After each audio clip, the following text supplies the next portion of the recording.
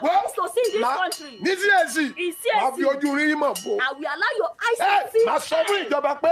I will tell the government that God did not call this person and he said God gave him.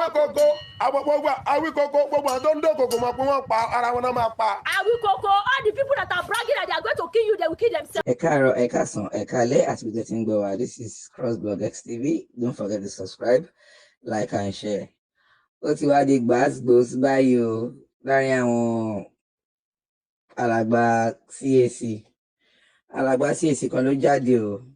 No one confirm gbogbo ohun tí Awíkoko ń sọ in case gbogbo ẹ̀yin tẹ̀ wọ́n pé Awíkoko yìí pé bó ṣe ń sọ̀rọ̀ pé ó kàn ń wù láti máa sọ̀rọ̀ láti máa bà àwọn pásítọ̀ yìí lórúkọ jẹ́ ni.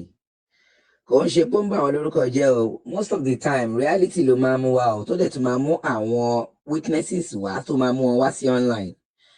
Láṣàdé rí pásítọ̀ CAC kan tó ń bínú jáde rẹpẹtẹ tó tún wá ń confirm pé Awíkoko àwọn làwọn sọ pé gbogbo ohun tó ń sọ authentic ni nípa àwọn alàgbà yìí torí tí àwọn gullible members wọ́n bá máa bẹ̀rẹ̀ sí ń ṣépè left and right bí ipò ń parọ́ mọ́ wọn but ìkan náà àwọn alàgbà yìí ti wá jáde báyìí o láti wá confirm pé Awíkoko gbogbo ohun tó ń sọ pátápátá òótọ́ ọ̀rọ̀ ni nígbà àwọn tó ẹ̀ tún ìmọ̀ àtẹ̀síwájú pé àwọn lọ fẹjọ́ wọn sọ ọlọ́pàá pé ẹ̀ńtẹ́yìn rò pé àwọn ẹni mímọ́ wọn ń ṣe ẹni mímọ́ o ẹ jọ̀ọ́ ẹ jẹ́ ká gbọ́ ẹ̀kúnrẹ́rẹ́ because tó dàpọ̀ orí show yẹn náà ni Awíkoko wà báyìí. ẹgbẹ́ náà bínú mo fẹ́ jẹ́ kẹ́ ẹ fi ara balẹ̀ gbọ́ ohun lẹ́nu ìkan lára àwọn pásítọ̀ CAC èmi ò mórúkọ máa yẹn ṣùgbọ́n wọ́n sẹ̀ǹdì ẹ̀ sí mi èmi ò mọ̀ bóyá òótọ́ ni tàbí irọ́ ni ṣùgbọ́n gbogbo wa lélẹ́dùmarè fún ní ọpọlọ pẹ̀lú ìmọ̀ àyà láti lè mọ òótọ́ ó ní ohun tó dára fún èmi ọmọ ènìyàn láti máa ṣe kìnnìkan ẹ̀yin náà fi ti ara yín gbọ́ mò ń bọ̀ náà. Ká ń gba òkú ènìyàn. Àwọn Olu Alo àpò. Ẹ tó bá ti gbogbo ẹ̀ lọ́kọ́ máa dọ́dọ̀. Àǹfààní wà fún ẹ wáṣọ̀ tó bá ti wù ẹ́. Láì tí ń dáadáa. Àwọn òní tó ń gbogbo ti pọ̀ báyìí. Ẹ jẹ́ sọ tọrọ fún yín. Ẹ sọ̀rọ̀ ayín o. Ṣé wàá wẹ̀ ní Hezekiah? Babalọlá ó wá bá mi lóru. Òun rí ìgbẹ́ ìbò fún mi agbára. Ẹ̀yin tèmi máa tó ń sọ̀rọ̀ ní beginning of this video àwọn náà ń sọ̀rọ̀ lọ nínú show yẹn o ṣe rí pé oríṣiríṣi àwọn àṣírí mi ni wọ́n tún báyìí. He regretted that he gave him power. Mo sọ kí ló bá ti bí wà ní wàrájà. If you are angry, he's at wàrájà. Àwọn eléyìí. The power of darkness to war. Wọ́n fẹ́ gbé àwọn èèyàn míì dìde. They want to raise some other people up. Sí wọ́n gbàgbọ́ wẹ̀. That will take the position in his hand. Ní January ètí yín ló di lórílẹ̀-èdè yìí. In January, it is our year that is death in this country. Ètí yín di. They are so deaf that wọ́n tú àṣírí rẹ̀ lọ́rùn he is going to reveal the secret of those big men of God. Pé that orílẹ̀-èdè Nàìjíríà ò ní gbàgbọ́. That the country Nigeria will not believe. Orí yín ti gbó. Mi ò ṣe wà yìí. Mi ò súre kankan fún ọ̀pọ̀lọpọ̀ ènìyàn. He is not blessing so many people. Àwọn tó lu alọ́pàṣù ní Àkúrẹ́ tán gbẹ. Guys, work please. Olu Alo. Him and Hezekiah.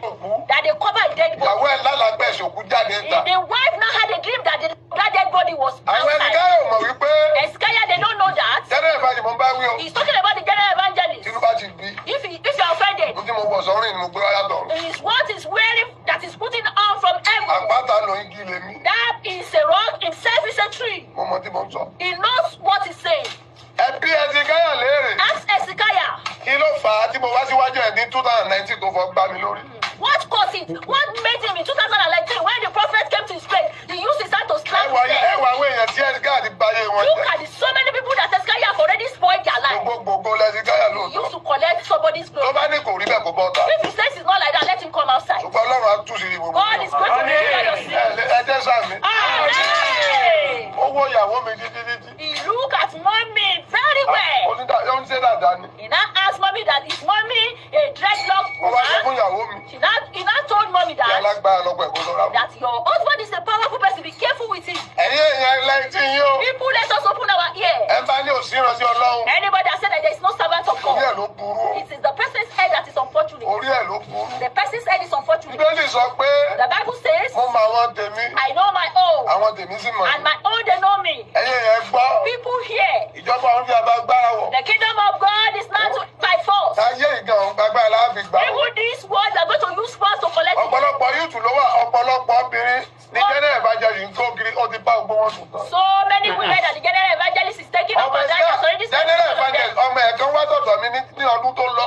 Wọ́n ti sọ fún Olúwa ní kí n sọ pé wòlíì Hezekiah ń gbogbo lé ọkiri ó ní bẹ́ẹ̀ ni tó bá ní òrí bẹ́ẹ̀ kan já kọ́ àwọn lọ́kọ̀ọ̀tù. One of the children of Hezekiah came to the prophet's place and the prophet told him that Hezekiah is using pennies to chase you up and down. She said, yes, this is a lie. Come outside. God called him through you, but you have lost the calling. Ìkan wà tó ń pè láṣẹ òní. Wọ́n Hezekiah kí ọmọ yẹn ń dì. Ó ń lérí ó ń lé kan lórí burúkú tó wọnú pósí kiri. He said Hezekiah put out somebody's vagina. He's busy dragging up and down. He's sleeping inside the coffin up and down. He's at Esauke. Look at what the Lord told him as he was coming. Olúwa ló fi ń wá crowd. The Lord said they are using it to look for crowd. They are looking for fame. Ẹ̀yin olórí ikú. Unfortunate people. Ojú ò ti CAC. You are not. CAC is not ashamed. Ọdún náà.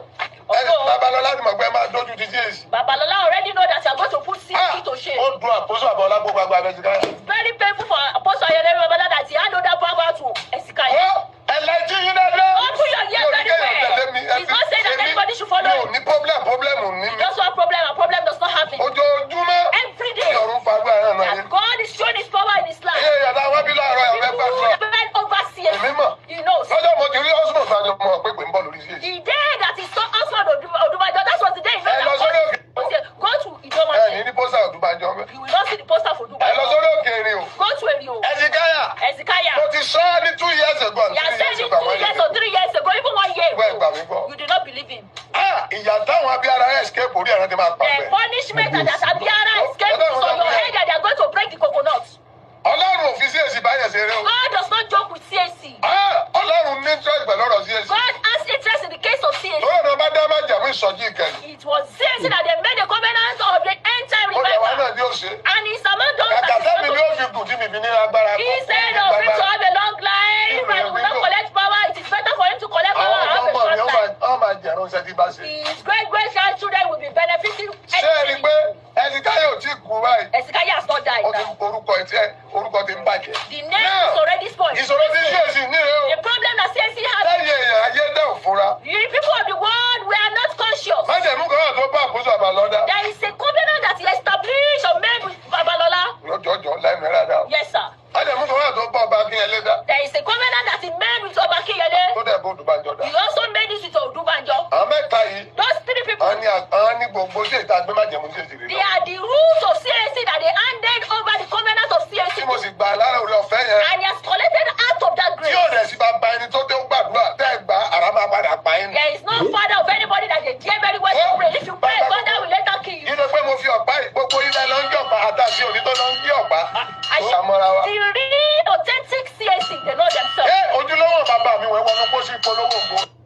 CAC does not enter inside the coffin to announce Ojú ló themselves. máa fojú ara wa rí lórílẹ̀-èdè. We are going to use our eyes to see this country. Ní CAC, In a fi CAC, ojú rí mọ̀ fún. and we allow your eyes to see. Aṣọ fún ìjọba pé And we tell the Ọlọ́run government that pẹ̀sẹ̀ lọ́lọ́run pé iṣẹ́. God did not call this person and he said God gave him. Awíkókó gbogbo àwọn tó ń dókòkò mọ̀ pé wọ́n pa ara wọn náà máa pa. And we coco, all the people that are bragging that they are going to kill you, they will kill themselves. Bẹ́ẹ̀ mọ̀ ẹ̀kan tí mo máa gbà ẹ́ rẹ̀ The o. only suggestion, son, try that. Jésù wa o, Jesus, mo rí sójú ni. he saw him face to face.